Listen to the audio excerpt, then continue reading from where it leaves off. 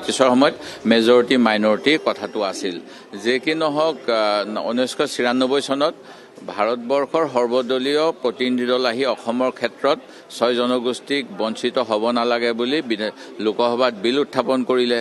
সেই বিলৰ আলম লৈ 1998 চনত কংগ্ৰেছ দলৰ সেই সময়ৰ সভাপতি সীতাৰাম কেশৰীয়ে প্ৰাইভেট বিল উত্থাপন কৰিলে। আমাৰ মংগলদৈৰ সাংসদ মাধৱ ৰাজবংশী ডাঙৰীয়ায়ো 1998 বিল উত্থাপন কৰিলে।